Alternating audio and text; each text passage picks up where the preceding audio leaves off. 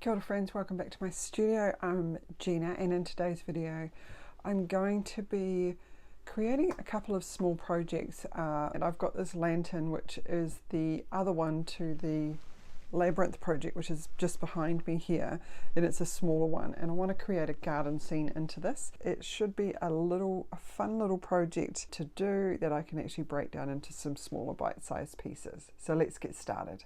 So first up, I'm going to create a bit of a plan for the potting table. I was going to sort of wing it, I guess you could say, but I decided to create a bit of a plan in order for me to make sure that it actually fits into the project. So I'm just going to map out a rough plan. I'm actually going to use the actual materials that I'm going to use for the size of the pieces.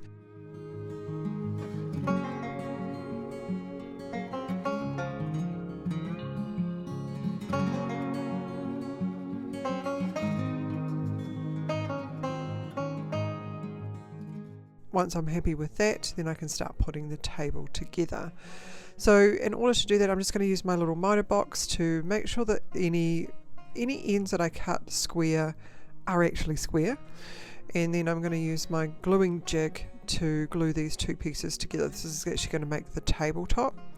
And then once I can just put that aside, and then I've got these long popsicle sticks or coffee stir sticks. I've used them in multiple projects, which really come in handy. And I've just cut the ends off them because they do have the rounded sort of popsicle stick ends. So I've just cut those ends off and then cut them to length. So actually having the plan at this stage was incredibly helpful because I could really lay out the pieces and then glue these cross pieces into place to actually help square it up and make sure it's a little bit more robust. I think if I didn't have the plan or didn't have something to work to, it would have been a little bit harder. I'm just actually adding in a couple of shelves, and I'm just offsetting these, and this is just with some scrap pieces of wood that I actually got in a bundle from my miniature club. So they have a sort of a trading table there once a month that I'm able to grab a few bits and pieces. And then I'm just going to glue this little piece into a rectangle, and this is going to be a little trellis that I'm going to put at the very top of the table. And then I'm just going to work my way around and start gluing all these pieces together.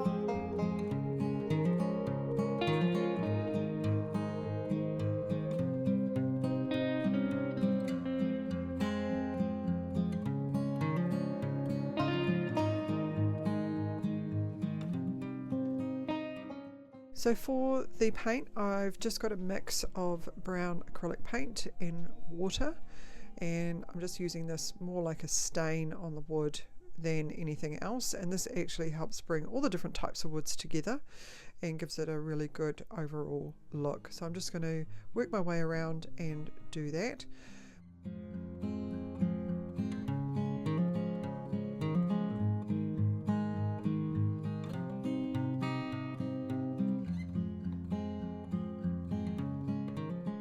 Once I finish the painting, I'm actually going to go back over with a dry brush of a very pale grey just to pull out any of the details and to give it a slight aged look, which actually helps with bringing together the scene. For the floor of the lantern, it's actually got a metal base, obviously for a candle to sit on and to protect any of the wood, but I actually want to cover this up because it's not really going to suit the look that I'm trying to create. So again, I've just got some pieces of scrap wood. I'm not too sure of the actual wood this is. It's reasonably hard, so I imagine it's probably kauri or something like that, or some sort of hardwood. And I'm just going to cut some strips and lay those as if they're floorboards across the bottom, and those joists that I've got there, that's just a little bit of balsa wood just to raise it up off that metal plate, and then this gives us a really lovely base to work with. For the chair, I have got this chair just off AliExpress. It was just a nice little cheap chair, but it just needed a little bit more detail to it. So what I'm doing here is I'm actually going to make a cushion for the seat, and I've just used a bit of mat board to create the base, and then I'm just going to cut around some wadding and just to give it some cushioning on the actual seat. And I'm just going to glue 3 layers on, just in slightly smaller sizes. And then I've got this lovely fabric which has got a really pretty floral design, and I'm just going to wrap that around the seat, and I've strategically placed one of the flowers in the very middle of the seat just to kind of add a little bit more detail. And to wrap or to cover the seat, I'm just wrapping it like a parcel and just using a bit of tacky glue to hold it into place. And for the piece around the front, I've just snipped in so that I can bring the fabric over to follow the contour of the seat.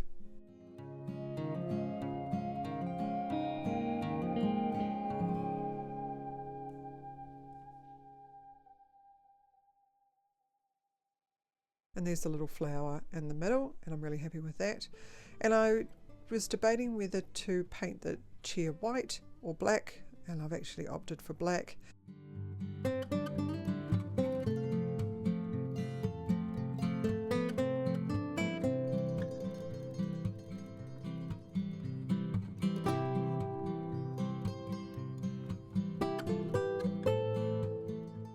And then it's got a Hessian back to it as well, which is the bit that makes up the back of the chair.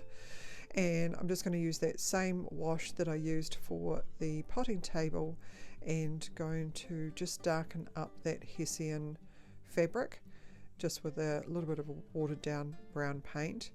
And then once I'm happy with that, I can glue the seat into place, and then one last touch before the chair is done, I'm actually going to do it another dry brush with that same grey paint, and this just helps pick out all of those awesome little details on the chair, especially the carved legs, and there's some detail around the edge of the chair and also onto the back. So this really starts to bring it to life, and I'm really happy with how this has actually turned out.